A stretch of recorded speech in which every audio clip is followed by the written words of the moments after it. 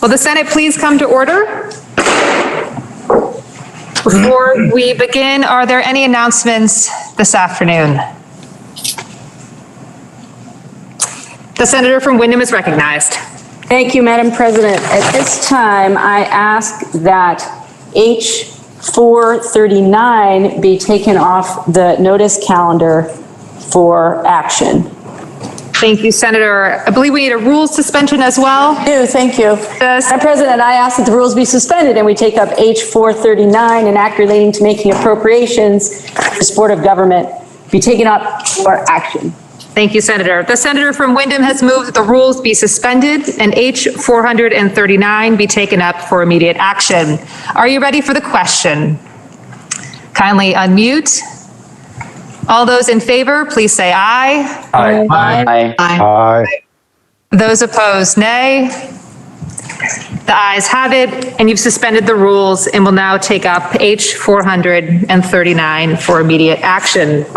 We now have on the calendar a report from the Committee of Conference, which was appointed to resolve differences between the two bodies on H439, an act relating to appropriations for the support of government. The chair recognizes the senator from the senator from Caledonia, Senator Kitchell, for the report, which can also be found on pages 2499 of today's calendar.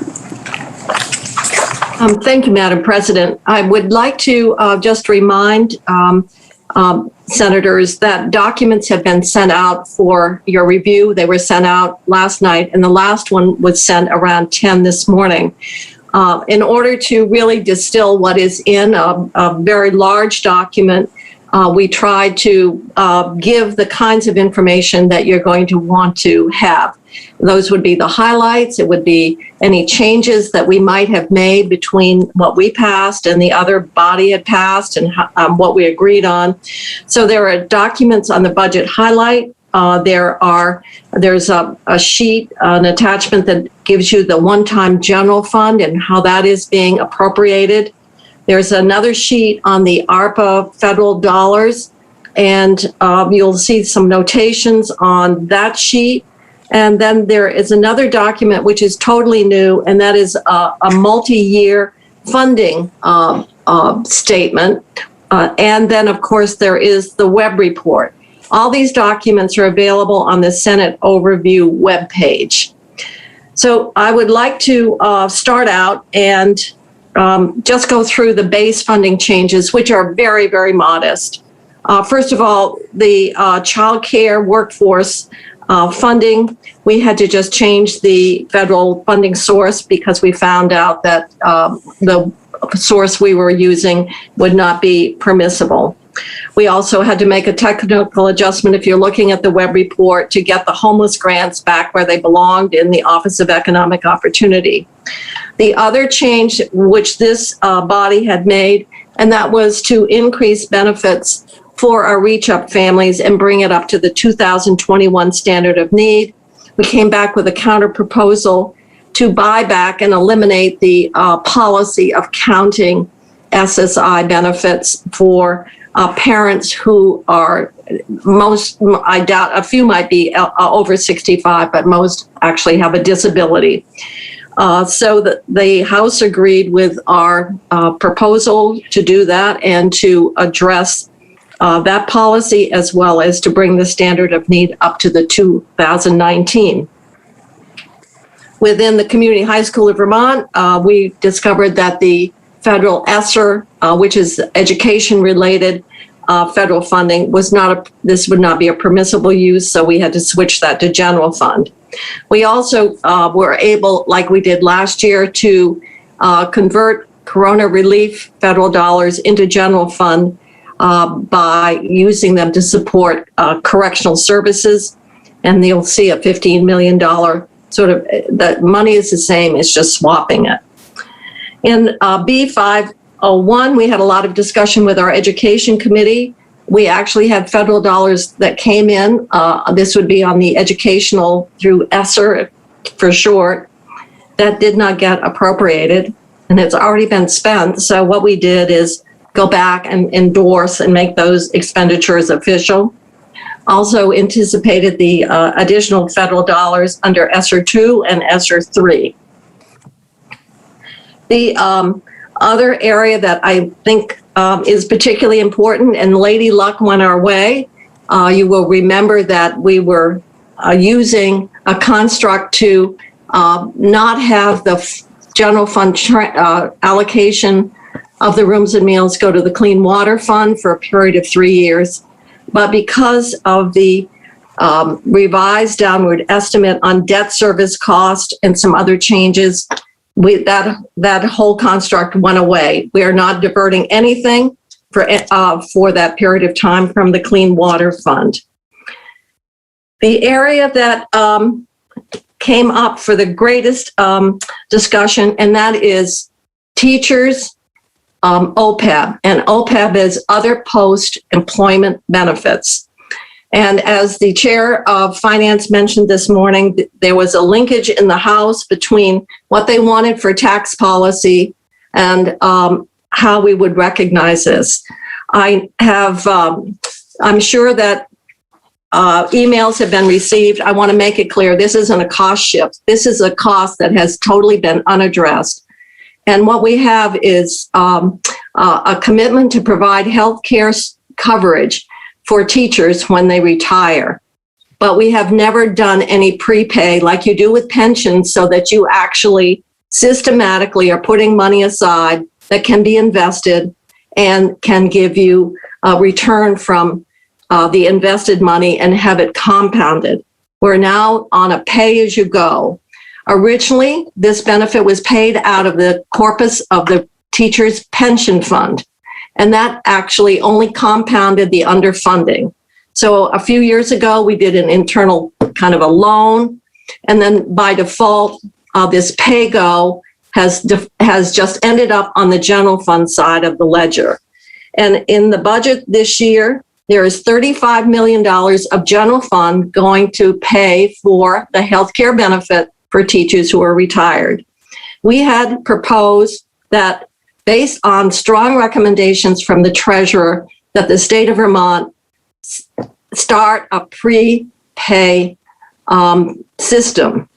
And by doing that, we would, with the investments, the estimated cost of what this would do on the state projected state liabilities unfunded would reduce it by over $800 million.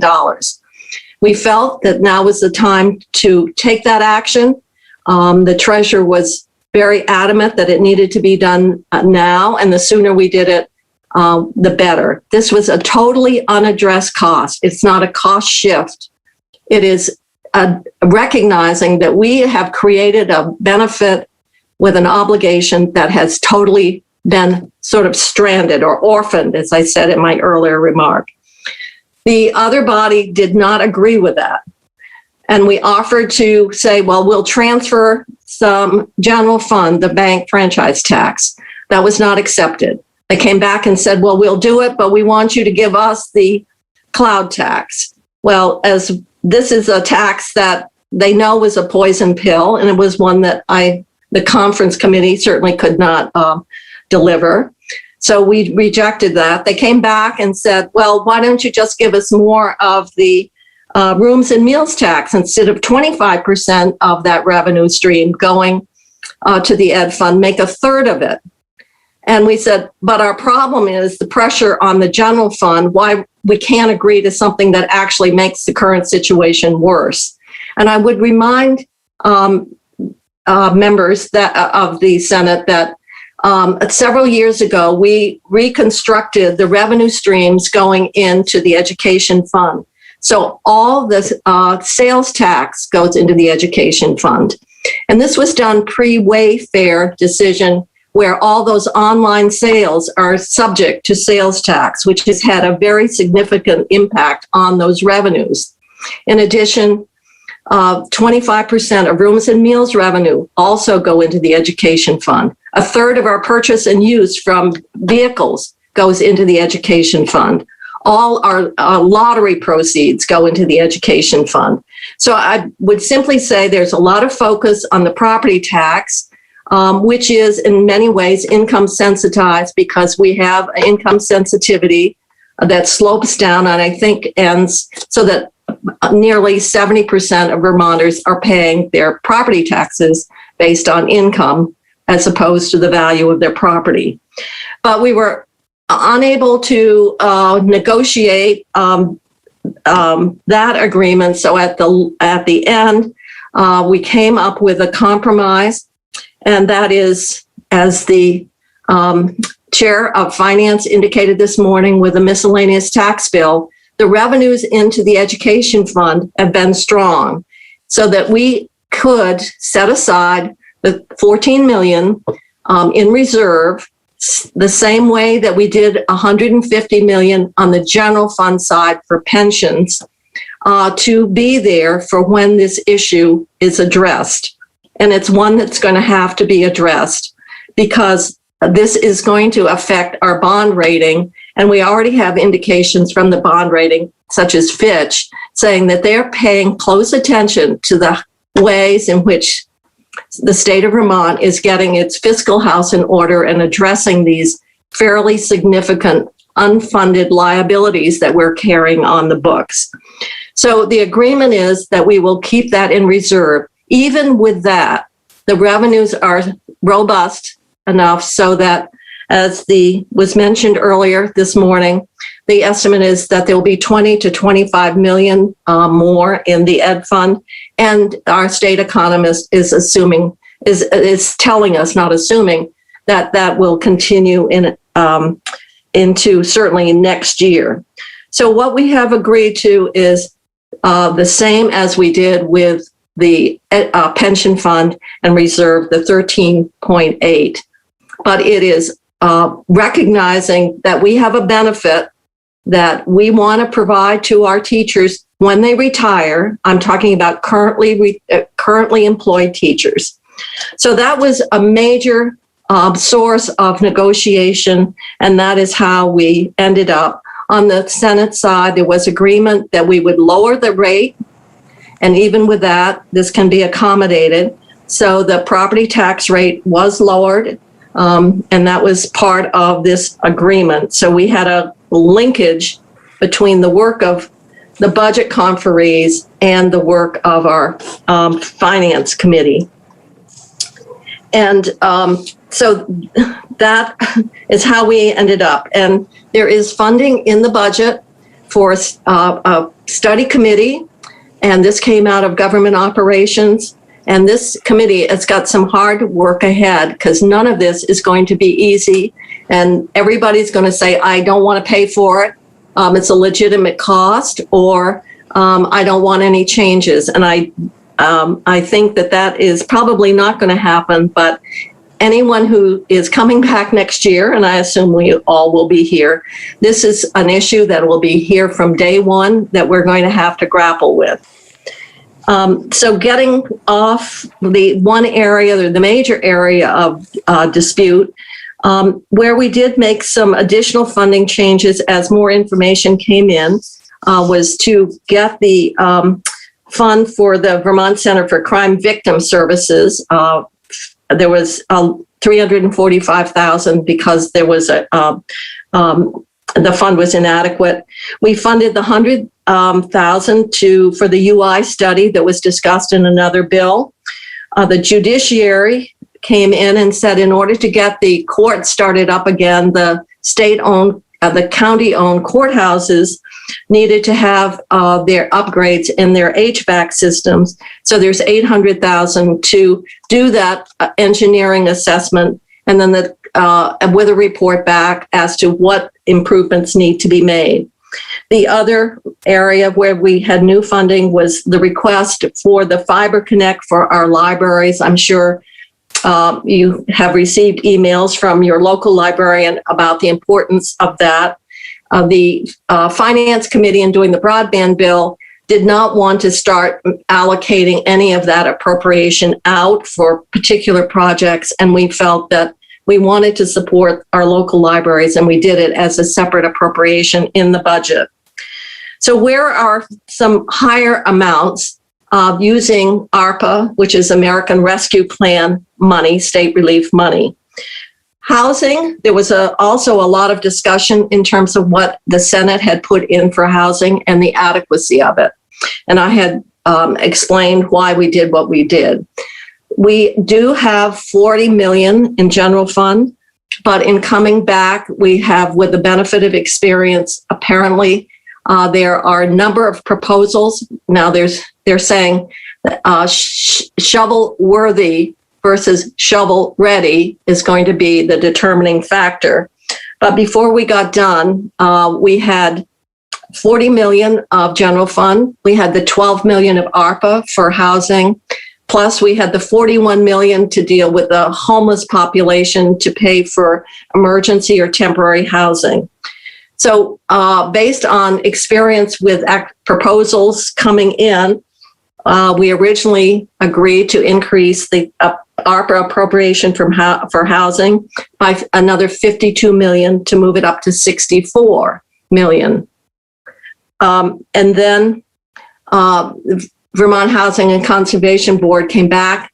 The administration came back and said, with the costs going up and what we're experiencing, it would be prudent to put in an additional 30 million. So we did, because we want to have assurances that the money is in the system. So that is an area where it's substantially more money for housing. And you will see on the sheet that tracks the ARPA funding, that housing investments in this budget between everything is $190 million. The other area where we agreed with the House, we had done $100 million actual direct appropriation for broadband with a statement of intent for an additional $50 million. And the other body had done a flat $150 million appropriation. We concurred to do the $150 million appropriation. We did increase the amount for climate action by increasing to the Clean Energy Development Fund an additional $10 million. Also, from a different federal funding stream, we learned that there was a bump in our low-income home energy assistance program. We call it LIHEAP. And so we don't have to appropriate it, but we have intent language that out of that, we will use the 15% that's permissible to go for weatherization. That's almost $4 million more for weatherization. And we can use, and we are allocating $5 million to help these families, homeowners who are lower income, to replace failing or inefficient heating systems. A new area of spending is $5 million for hazard mitigation, which is buying properties that are very prone to flooding. One thing that you will see if you're going through, there is a tremendous amount of movement of funding sources between general fund, some CRF, and the ARPA money, which makes this a really pretty complicated in light of how we allocated expenditures. So we were not changing much in the way of expenditures, but the funding source did get moved around substantially. We also know that there's a prospect of more federal dollars coming in. They may come down through the normal funding channels, like LIHEAP is, for example. And so we set a threshold of $5 million that those additional funds would be subject to review by joint fiscal. It's similar to the language that was included in the T-bill, where we anticipate if there's an infrastructure bill passed by Congress, that there will be considerable funding that would come into our transportation infrastructure. We also know that the language we had in the bill on utility arrearage wasn't clear, that it was that we intended to have water and sewer arrearage covered. So we modified the language to address that concern, which may have been the subject of emails that you might have received.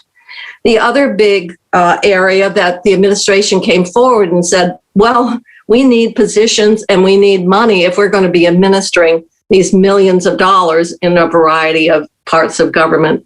So there are limited services that are being created. It's very similar to what we would do in joint fiscal when we receive a grant, and oftentimes there's a request for a limited service position to support the work of the grant.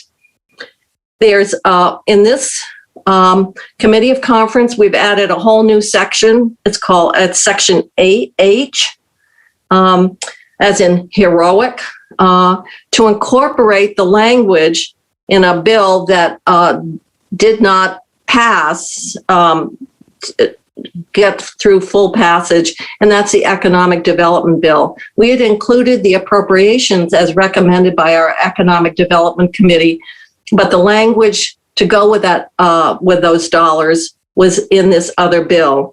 Due to the constraints of time, you will note that that language that was agreed upon between the two committees has been imported and is reflected in Section 8. There are two other sections that were changed in the budget as we passed it. There was a healthcare task force, and there's now two. This has been broken in two. There was a lot of discussion about, and we have many people who want to advise us on how money should be spent, and they would be sort of the individuals who would do that for us. And we decided that we really should take what was the concept in the healthcare task force and expand it to a process where the legislators would go directly out into communities and hear what people are saying should be done, or thoughts relative to the additional federal money that's still available under ARPA, or other money that might come down, and also around healthcare or any other issues that might be there.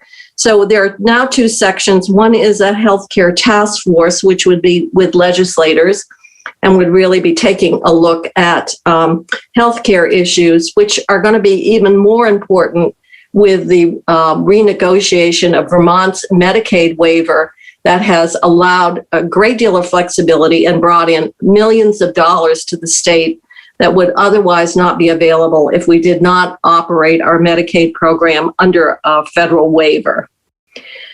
The other area where we got some rather surprising news, we had been operating under the impression that our congressional delegation had dealt with the fact that we really don't have a full form of county government in Vermont. In many states, the counties operate facilities, prisons, nursing homes, they operate assistance programs, et cetera. And even our neighbor to the east, for example. We had thought that the way it would be set up, that money would flow to the towns and not to the counties. A portion would have gone to the towns.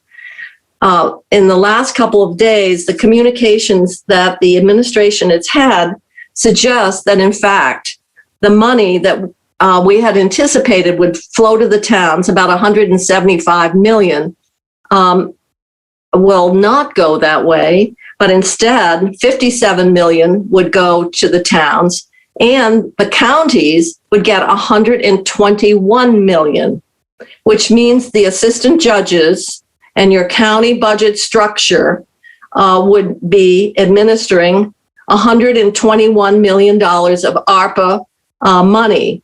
And we had put in language and funding to assist towns through the league and through our RPCs to make sure that money was being used for permissible purposes, that the fiscal systems were what would be required to support a federal audit.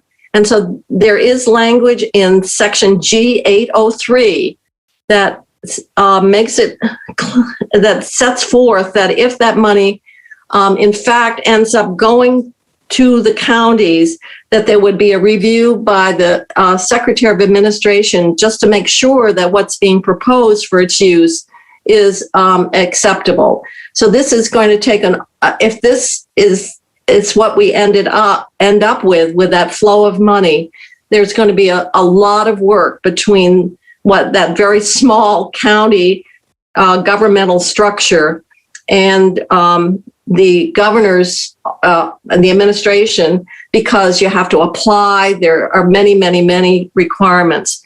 So I know that most of us were assuming that the money would go to our towns, and our towns were envisioning ways that they could, I don't know, digitize records or look at efficiencies on energy efficiencies. But that is going to be very different, or the extent to which they work with the assistant judges in terms of how that money would come to the town. So that is a major change, and I don't know how that'll finalize, but at this point, it appears that that may be a very real possibility. The states that were viewed as not having county structures are around us, like Connecticut, I believe, and Rhode Island, et cetera. But Vermont was not identified as a state that the money would flow that way. So that is a major change. The other part that I would just bring up is when we closed out fiscal 20 and the budget we started out with, there was a one-time general fund revenues because revenues came in higher than forecast of $211 million. We anticipate, based on revenues to date, that when we close out fiscal year 21, there will be more than $100 million over the forecast and over what we had budgeted. So there is authority for the administration to swap funding to general fund, and the sheets that I've sent out identify the areas where that would occur, and there is authority to swap those funds up to $100 million. These are huge numbers for us to be dealing with. So the other part that we also want to just reference, and that is that statement of multi-year funding, because so many people are going back and saying, well, the administration said this is what they were going to do with the ARPA funding, and they were going to use X amount for this or that. So what we have done is to state that it is our intent to allocate additional money, regardless of the source, in what we think are priority areas for the state and are long-term, and that are transformative, and in fact will give us the opportunity to make progress in areas that we have struggled with for many years. Everyone running for office has talked about the importance of broadband, and we have struggled with that. And so we are saying that in addition to the 150 we've appropriated, we will add at least another 100 million. And it could be more depending on what we have available, but it's a statement of intent in terms of how the funding would be. The only other point that I would say is, in total, after we do the 100 million general fund ARPA swap, which we believe will happen, we still have about over 500 million of those federal dollars available. And your appropriations committees felt it very important that we take our time, be deliberative with the benefit of experience, and think about how we want to make those appropriations out into the future.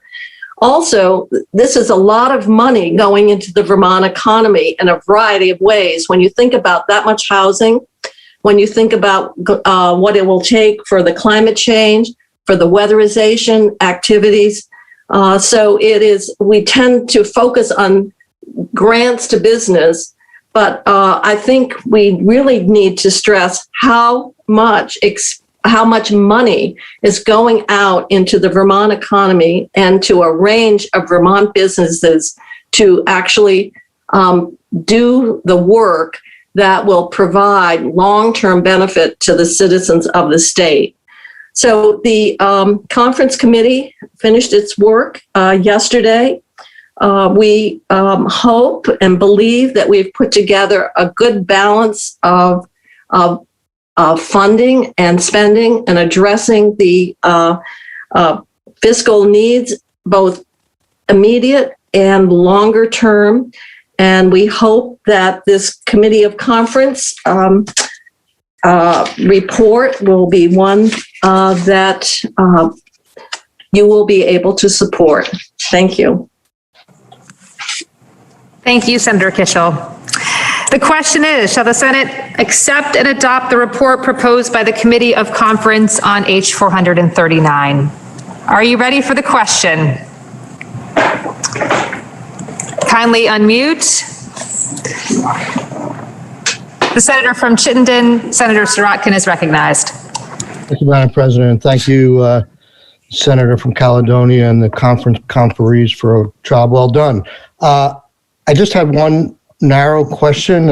Senator from Caledonia and I go way back on the low-income home energy assistance project, and I heard you mention it twice, and I was wondering the movement of some of those monies to weatherization, is that in any way going to lower benefits to LIHEAP recipients, and what is the interplay with that program and the arrearage program? Are you asking to interrogate the reporter, Senator? May I please interrogate the report of the bill? Yes. Thank you, Madam President. The money that I'm talking about is additional money. We call it the LIHEAP bump. It's about $26 million more that came down as part of this ARPA legislation. And so not only will it not have, even if we allocate the money for these benefits for low-income households, it'll still, there will be additional money,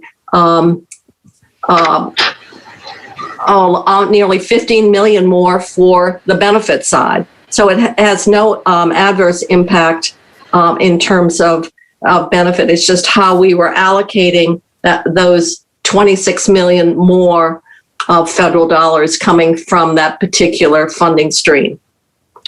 Regarding arrearages, in an earlier grant, rental arrearage, we had already approved $110 million for rental arrearage, and that did include fuel and electric utilities, and we've made it clear it's water and sewer as well. And my understanding is the grant that will assist homeowners with mortgage arrearage, but also with other expenditures, is in progress, and there will be additional funding there to assist homeowners. So the first amount of money, which was $200 million, was specifically to renters, but it will be money in the state before long to assist homeowners as well. Thank you, Madam President. Thank you. Are you ready for the question? The senator from Chittenden, Senator Pearson, is recognized. Thank you, Madam President. Sometimes we pass this enormous bill and nobody makes a comment or a question. So I always feel like the magnitude of the workload deserves at least a few comments. Today, I just wanted to acknowledge and express my gratitude for the vision presented here, particularly in the commitment towards climate. It's sort of it's a big number, at least 200 million. And it's a wide open number in that it's not specified of how we'll do it. But I reflect on the high likelihood that energy consumption, energy use in the next decade in Vermont and across the world has simply got to radically change if we have any shot at pulling into our targets with the Paris Accord and what science is driving us towards. And what excites me about the investment and the commitment that we have here is that as this change is foisted upon us, we have the potential by many would say we're late, but here we're committing to get to work on this and having the potential to get Vermont ahead of the curve, make investments that create jobs that help us save money on our energy bills, whether it's transportation or home heat or whatever, and really strengthen our economy so that we're not always catching up. And I just deep appreciation on behalf of so many Vermonters that have sort of felt like this is maybe never going to be possible. What we're saying here, I think, is we acknowledge the science and we're willing to make the investment to really be out in front and potentially proactively make those investments that help us weather what will certainly be an incredibly transformative couple of decades in the way we burn fossil fuels and run our systems. When we pair that with the investment in broadband, I really think that there's the chance to really restructure and help reshape our rural state for many, many generations to come. And it's exciting, and I appreciate the hard work that went into it and the commitment that it expresses. And I look forward to working with everyone in this room and more broadly to put some finer details on it in the years ahead. But just wanted to be sure to express my appreciation. Thank you, Madam President. Thank you, Senator. The senator from Bennington, Senator Sears, is recognized. Madam President, I'll be brief. This is probably one of the more difficult conference committees I've ever been on.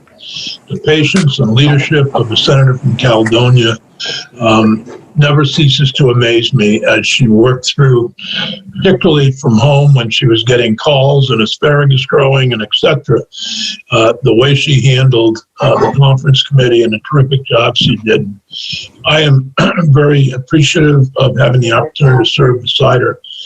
I do think when we spend $7 billion, we probably should have a roll call vote. So I would ask that when the vote be taken by call the roll.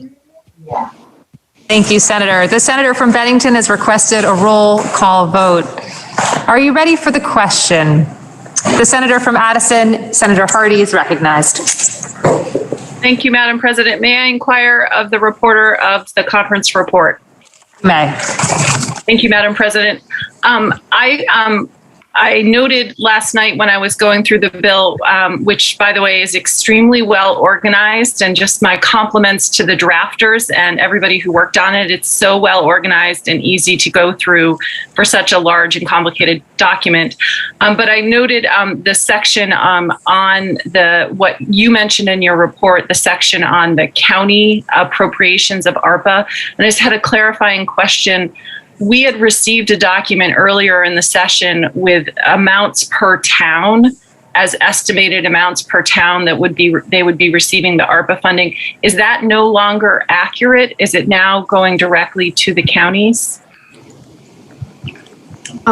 Thank you, Madam President. Yes, what we had assumed was that the 57 million plus the 121 would go to the towns and not go to counties at all. There was a $19 million payment that goes to Burlington, I think probably because it's an MPO.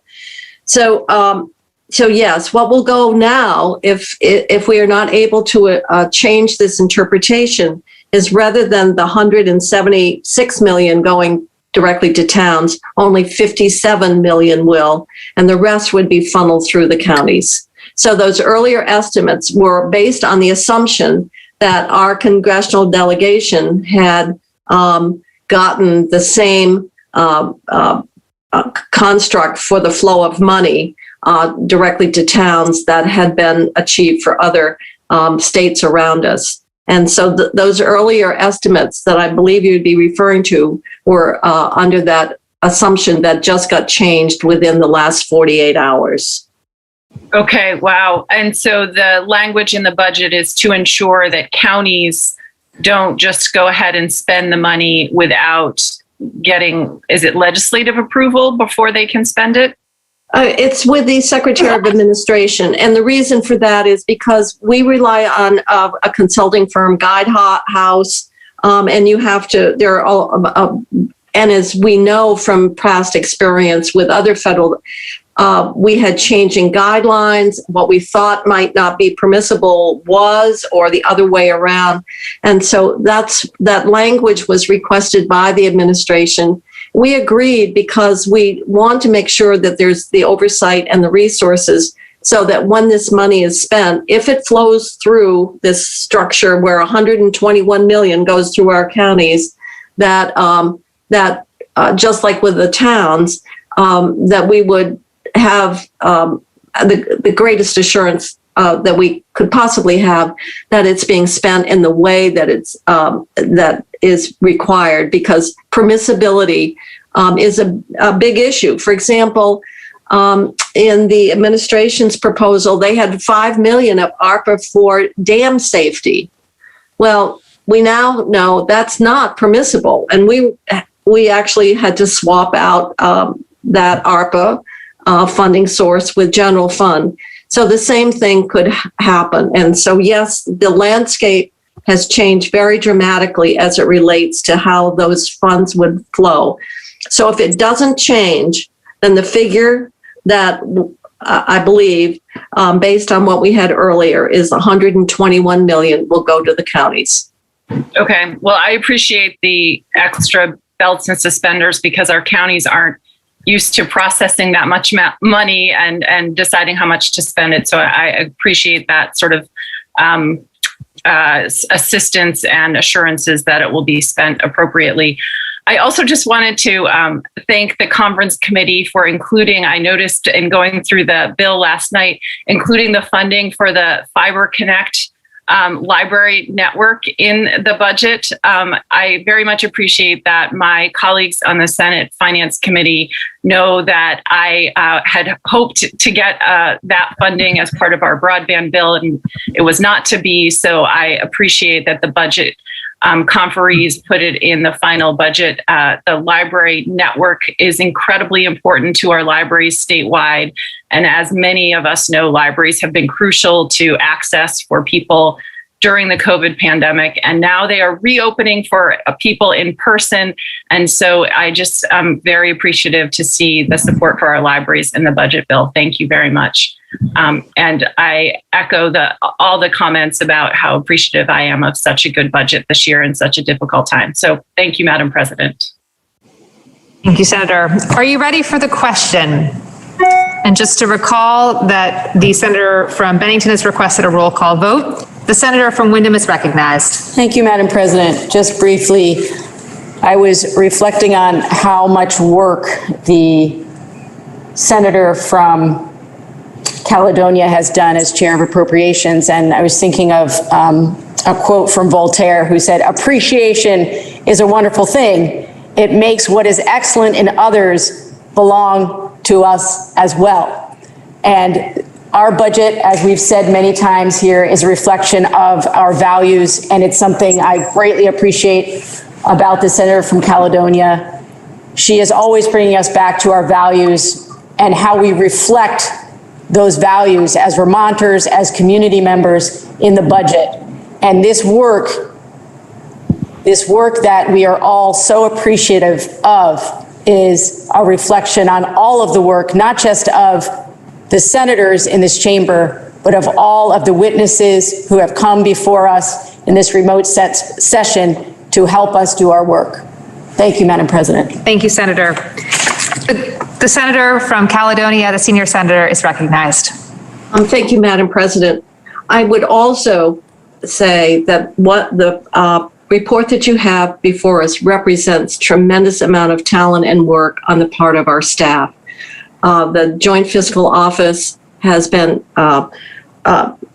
such an incredible resource in trying to figure this out and how we swap money, the complexity of this year's budget. And I realize probably there'll be some things that we have to put in or clarify in the letter of intent, but you're seeing here the work of legislative counsel in drafting, but to make this all balance and all these federal sources and state sources and special receipts and technical language and so forth is really a reflection of the quality and the great work and the great staff we have here in the legislature and our joint fiscal office. And I would be remiss if I did not acknowledge their effort, because the product that you see could never have happened without them. Thank you. Thank you. Are you ready for the question? The question is, the senior senator from Chittenden is recognized. Thank you, Madam President. I really wanted to speak earlier, but the senior senator from Caledonia in the beginning of the session indicated how important it would be that the Appropriations Committee work directly with policy committees. And this has happened.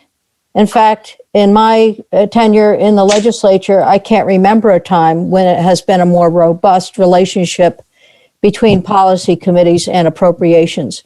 And for that, I would like to thank the senator, the chair of the committee, as well as all members of the committee for working with us in our policy committees. It has greatly enriched the bill and our work. Thank you, Madam President. Are you ready for the question? Again, the question is, shall the Senate adopt the report proposed by the Committee of Conferees, accept and adopt the report proposed by the Committee of Conferees on H 439? The senator from Bennington has requested a roll call vote.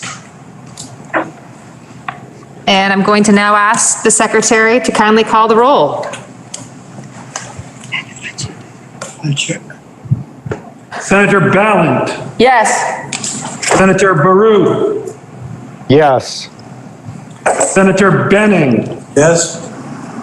Senator Bray. Yes. Senator Brock. Yes. Senator Campion. Yes.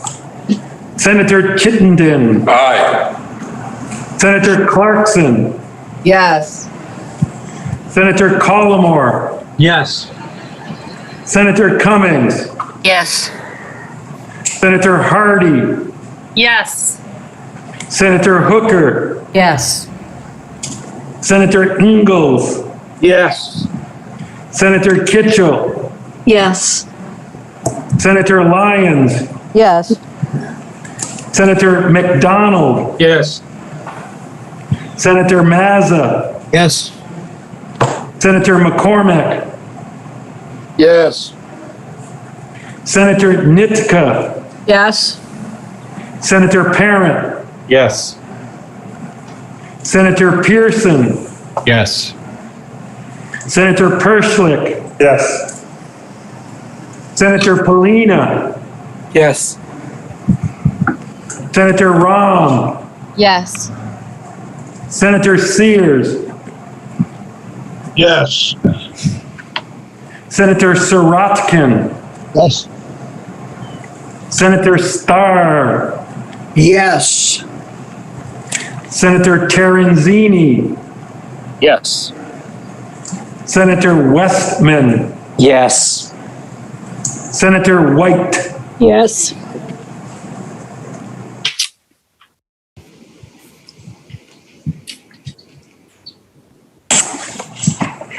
Please listen to the results of your vote. The yeas 30, the nays 0, and you've accepted and adopted the report of the Committee of Conference on H 439. The senator from Windham is recognized. Madam President, at this time, I would request a short recess so I can confer with the Senate Secretary.